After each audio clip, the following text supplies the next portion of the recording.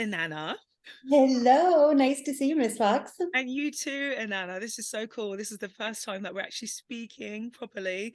And I'm so excited to talk about your book Hey. together. We've read it. We're, looking forward to talking about it. So yeah, I'm really pleased to have a copy of it and be inside it as well. So it's great. Indeed, indeed. I know we've been in contact for a couple of years now, but this is our first time actually chatting face to face from a Exactly. distance, but still face to face. It's really nice to finally Exactly. have that opportunity.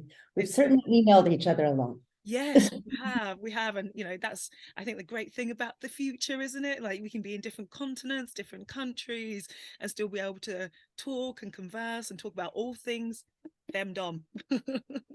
Yes, indeed, indeed. So for people that don't know you, tell us a little bit about who you are. Yeah, so I'm Miss Fox. I was born and raised in England. I've recently Brexited. I live abroad now. And I class myself as just a dominant woman who just really enjoys using and abusing men. That's what I just love doing.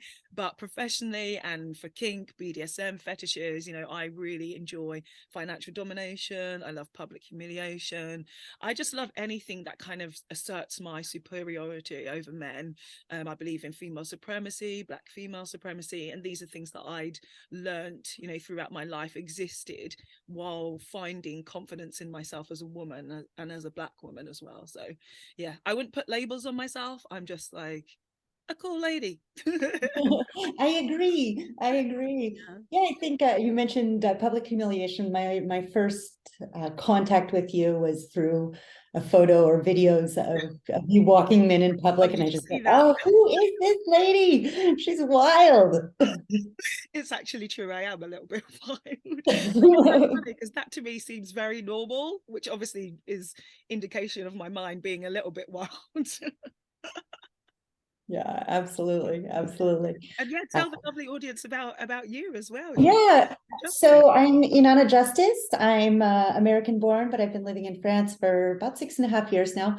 I'm a pro and lifestyle dom. I organize a lot of events. Something, and I'll talk about this a little bit when I talk about the book, but something that's really important for me is bringing people together. So I organize a lot of femdom events and also a lot of just kinky events for people that aren't necessarily into femdom. I organize a monthly dom dinner for professional dominatrices. I organize a monthly munch and play at my dungeon, the Justice Room here in Paris. I organize a lot of workshops on safety and security. For right now, it's just for pro doms. I want to really enforce the idea that we have to take care of our subs, that it's really our responsibility, because we do some crazy stuff.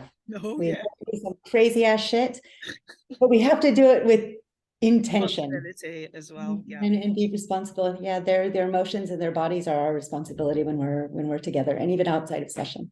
But anyhow, so what else? I have my own board game called Inanopoly. I'm now creating an escape game, and then what we're here to talk about today is my big project, The Heart of the Dominatrix, which is a compilation of 21 interviews with some gorgeous women from all over the world, and complete with pictures. There's about 170 high definition, full color photos. Gorgeous, absolutely gorgeous. The photos and the content, obviously the interviews as well, the things that the women have said has been absolutely amazing. And it's so, this book is indication clearly of, yourself as a woman, how you said you do the lunches and dinners and meetings for women to get together, and you really are the the representation of women, what women can be. And when we unite and we put everything together and display it in a gorgeous book like this is what we should, I think, all aspire to do as women, is to support each other, promote each other, and really strengthen the idea of just female domination, BDSM for women, sisterhood, all those kind of things. I think is really, really important message to keep having those conversations going. Yeah. Community, community, community. We are stronger together. We're so Absolutely. much stronger together. Your Absolutely. knowledge, you know things that I don't know. I Same. know things that you don't know. Right, And exactly. when we come together, it can just be so powerful. I'm so lucky that I have such a wonderful community of strong, dominant women around me that push me to question myself. Right. That I make them question themselves. You know, we force each other to question our philosophies, to question our beliefs, our practices, and to better ourselves. Yeah. And that's See, I don't have that. I mean, I've been very open about my experiences of a sisterhood, and I've never felt that. There's a couple of friends I have still now who are DOMs, but they're no longer in the scene. But most of my friendships have come from people who are, you know, friends that I've had for 20 plus years. So it has been disappointing for me to not have that experience. However, when there have been certain events that I've gone to, I've been like, yeah, do you know what, this is actually what I've been looking for and searching for, and I find myself so happy to speak to someone like you, because I know it does exist. I know it does exist. And, you know, as I say, the hard work that you've put in this, and I know that there are other people who also share my experiences and my stories where they found it very, very hard to connect with people and have felt, you know, just not accepted for who we are as well. You know, in some women's mind, for some reason, there is this idea that we're all competing with each other. They're still in the patriarchy, whereas when you're a female dominatrix, like the whole philosophy, I think, is supposed to be about supporting women and supposed to be just, yeah, speaking about our relationship with our submissives, how we learn about ourselves internally, how we learn about our play partners, how we learn about our peers as well. It's, to me, it's a never-ending journey, because society already keeps us down. Society always tells us what we should be, but in our space, we should be connecting, and we should be, you know, realizing what's so unique about us, but we still find those unique things about us in common with someone else.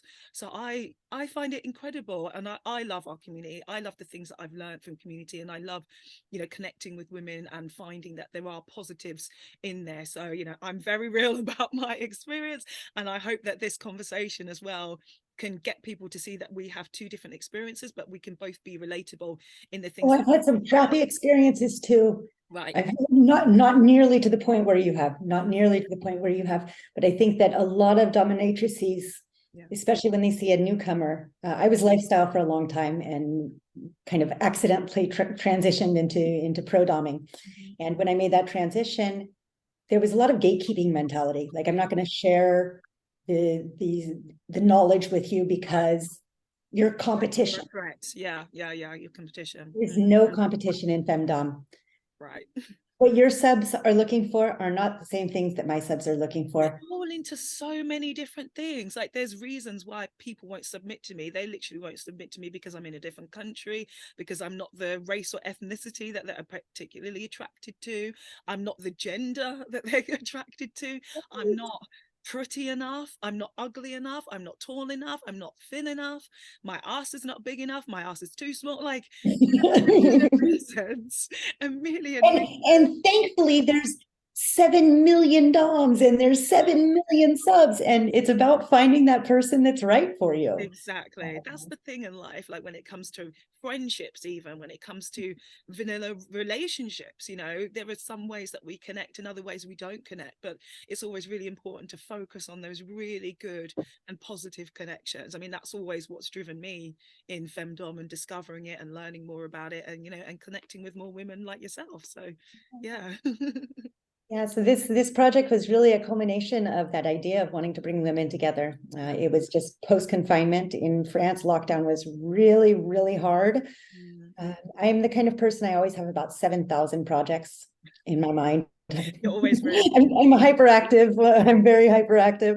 And I was talking with a couple of girlfriends one day, and I said, how about if I interviewed some DOMs from around the world? Yes. And I reached out to a few people. You were one of the first people that I reached out to, because I really wanted specialists. I wanted people that were really known for a particular practice. And for you, first thing I thought of, FemDom and public humiliation. Yeah, I do those.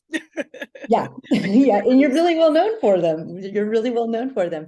It's crazy how, I mean, especially when we learn about our fetishes, because obviously we start somewhere, it's kind of a curiosity, and then things build, and then you become known for something. It's not something that, you know, you genuinely intend, right? You don't really intend it, but you find yourself more intrigued by those things. So that's what I think is so amazing about this book, is how you actually have found specialists who cover lots of different things. And I'm really excited to talk about each person in the book, especially where there's fetishes that I don't particularly enjoy myself, but seeing someone else's love and interpretation of it is going to be really great and interesting to discuss. So yeah, should we crack on? Should we talk about Let's go. Okay, so for our listeners and watchers, how we're going to do this, we're going to read a short, we're going to tell you a little bit about the woman.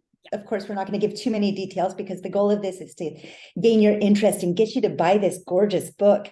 It is also available as an ebook for those of you that can't have this gorgeous coffee table style book. You should It's have this book, 318 pages. find a You way, should have it. hide it under your mattress if you don't want someone to know about it. Bury it in the garden in a thing. Get it out when you're feeling a bit kinky. Honestly, I don't go hard for many things. If anyone knows me, I really don't have that much interest and enjoyment about a lot of things in life, except for money.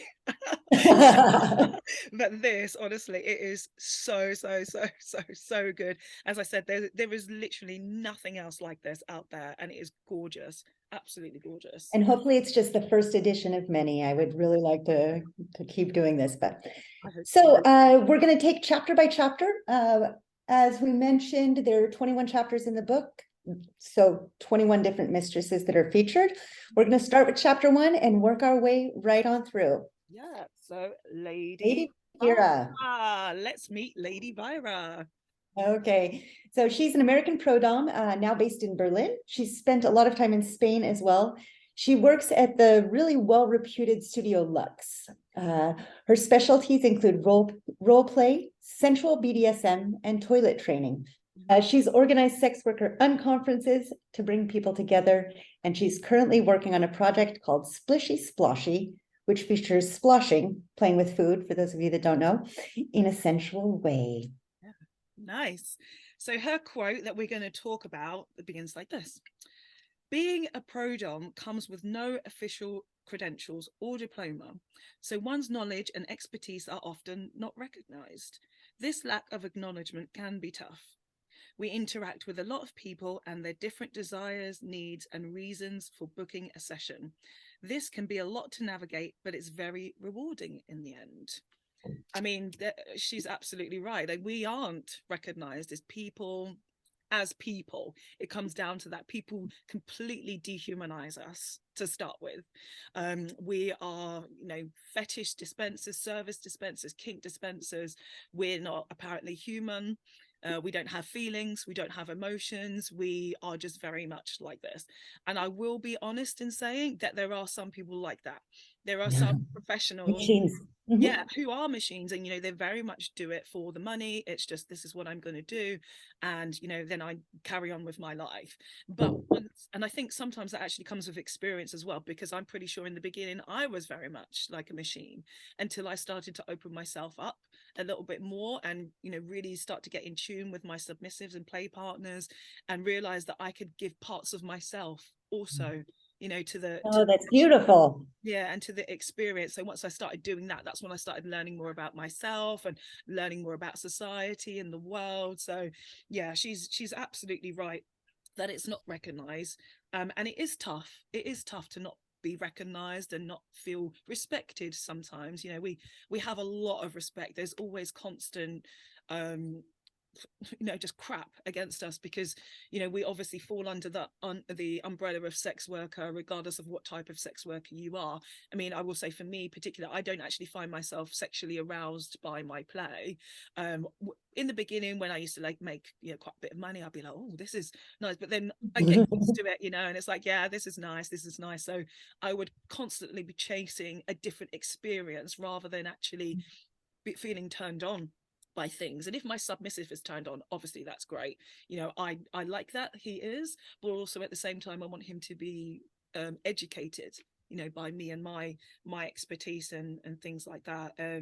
But yeah, we do interact with a lot of people, their needs and desires, and it's a lot to navigate, as she says, and it is very rewarding in the end. As I say, like, we learn different about ourselves. Yeah, what do you think about? Absolutely. As we grow and learn, which we're constantly doing, I don't care if you've done this job for 2 weeks or 2 years, 2 decades, we are constantly growing and learning. But I think at first it can be really difficult to navigate how to deal with so many different personalities in such an intimate space. Because let's not joke about it. A BDSM session is not at all about floggers and whips. Has nothing to do with floggers and whips. What it has to do with is an emotional exchange and a relationship. Yeah. It could be a relationship of 2 hours.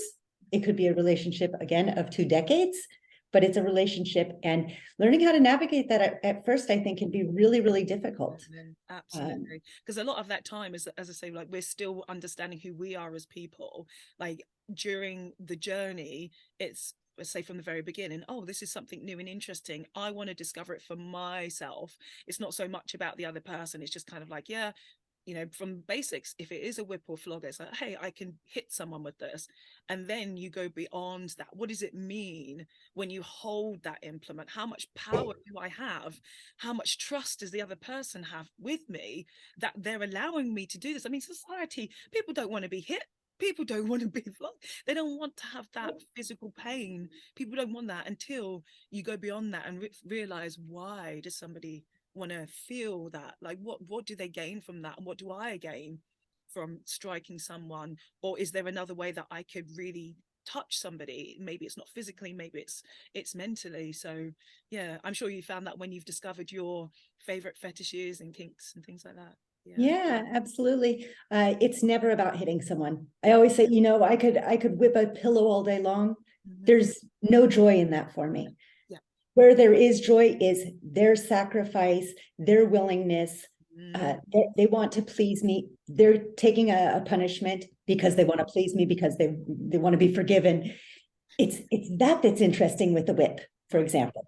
You know, I'm taking whatever object. It doesn't matter what it is. If it's kissing my feet, it's not the act of the lips on my leather shoes that's exciting. It's the idea that he's at my feet. Exactly. That's exciting. Exactly. Like, he sees you as someone to worship. He's put you so far up, and especially as women, you know, we've been looked down on throughout the whole history of time. So to know that there are some men out there, or women, who are secure enough to also say, this woman I feel is my superior still, or whatever gender, you know, you identify with, they feel very confident in themselves to recognize that there are some people who are more hierarchically superior. And, you know, and I think the world would definitely be a lot of better place if people weren't fighting that so much. It was, you know, a case of doing it in a safe, consensual way. I mean, I'm not talking about creating dictators, because that's the problem. It's so far extreme. You know, it's like, oh my god, I worship this person, or like, I have no you know, connection or want for royalty as well. I don't believe in royal families. You know, when I'm talking about it on a societal level, I believe on a civilian level, that is perfectly fine for you to see somebody as your superior. But, you know, at the same time, when you come out of things, you can still respect each other as human beings, you know. Yeah, absolutely. And that gets right back to what Vera says here. Don't fetishize us. yes. We're not objects. We Yeah. are humans. Yeah. Learn to love the woman. Yeah. Exactly. We have bad days. We don't wake up makeup done. We don't wake up wearing vinyl or latex or leather. Yeah. Quit treating us like that. If you treat us like human beings, and all of my lifestyle subs, my outside of paid play partners really understand that. Yeah, I have a funny thing I say, though, in response to the don't fetishize us, is I say, do fetishize me, because I am a woman and men fetishize things anyway. So I'd rather you fetishize me and pay for the privilege to fetishize me. Also, at the same time, like, I'm a beautiful black woman. Like, if you don't fetishize me, then there's something wrong with you. I fetishize you, Miss Foxx. Okay, do it. I look at Yeah, the but that's an agreement. myself. That's an agreement that you've made. Yes. An agreement that you've made. Yeah.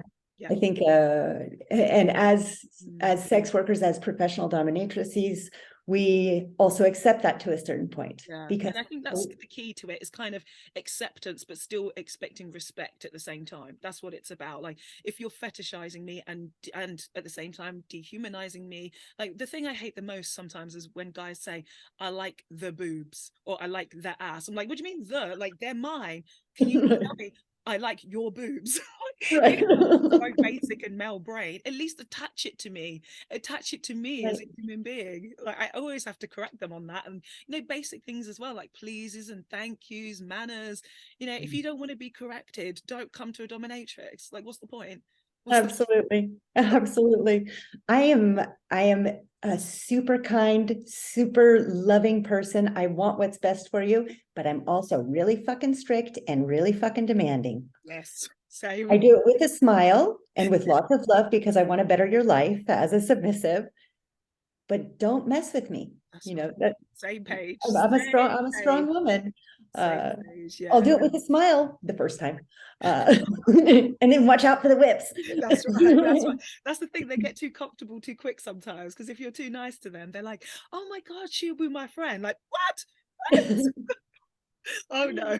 Oh Oh, no, darling, I'm not here to be your friend. I'm here to guide you. that's right. It's about the training. It's about the discipline. Don't forget that we might be comfortable with each other, and there might be some love. Like there might be these genuine, deep emotions as we do develop with our submissives, where we do love them and we love each other, and it's just so incredible and beautiful. But get too comfortable, you will be told. You will. You'll pay the price. They will pay the price, and the punishment won't be something you do enjoy. It's Right. not about that. When you're punishing, like, oh please, Mistress Harder, like, how the hell does that discipline you? That doesn't. Right. You don't learn shit. You learn Yeah. nothing. Like, real proper dominatrices, we tell you, don't do that, and it will be lodged in your brain. I'm definitely not doing that again. Absolutely. And I think that relates back to Vera's quote here. Learning how to navigate what is punishment and what is punishment. The idea of, Exactly. okay, he really likes the flogger. I'm going to use the flogger on him because he enjoys it, or he hates the flogger. So that's actually going to be a punishment. Yes. That could be a real punishment option. He hates it when I put him in the corner, time out. That's the worst thing for a lot of submissives is just a little bit of time out facing the corner. Ignoring them, not giving any of your attention. I love that one the most. Like, Yeah. don't bother me. I'm gonna be busy doing something else now. And you see them as, stewing and squirming and really, really thinking about their action. They have no other distraction. It's like really thinking about, I really did mess up there. I really did upset her there, because men and some women are also very dismissive to other people's feelings. So getting them to realize the consequence of their actions is really, really important. Really important. But nobody, like Vera says here, nobody teaches us that. There's no credentials, there's no training. Well, it's the same as human beings. I always say this. I say, when we grow up and go through school, there is literally no education that teaches you how to be human. None whatsoever. You learn. I mean, when I was at school, I learned how to shear a sheep. Why do I need to learn how to shear a sheep? I was raised in a very suburban town. I also learned how to thatch a roof as well. Like put straw in a roof. Like, why? I don't need to You learn. grew up in the 1700s? So weird. Like, there's not much that I actually And learned. you probably didn't learn how to balance your checkbook. I didn't learn about mortgages. I didn't learn how to fix my car. Like, nothing to do with life. Life is a journey. But I talk a lot about society. I talk about the sort of roles that they put us into, and that's one hierarchy, where it's people who have the interest and thirst for knowledge, the people that want to better themselves, and the people that don't. That's how they keep people working in different levels in offices, or more manual labor work. And there are some people that need to help public services make the world go round, and other people who just are in the 1%. It's about your mindset, and I don't like it, but that's the way. And I feel weird saying it because I brag about being a millionaire now, but still at the same time I have empathy for lots of different people. My parents were public sector workers as well, so I don't it's how I separate myself between the kinkster, Miss Foxx, and who I am personally. And I think some people don't quite get that sometimes. So I have to bring them back down to earth and tell them as well that I am a human being. Like as Vera said, is if you're not recognized, or we're not recognized as people, so then it becomes a little bit of a problem sometimes to recognize that there are human elements of ourselves. Yeah, so that was great talking about her. I really liked Yes. I love that Let's move on to the next one, because we're just chatting away. I We just know, just talk.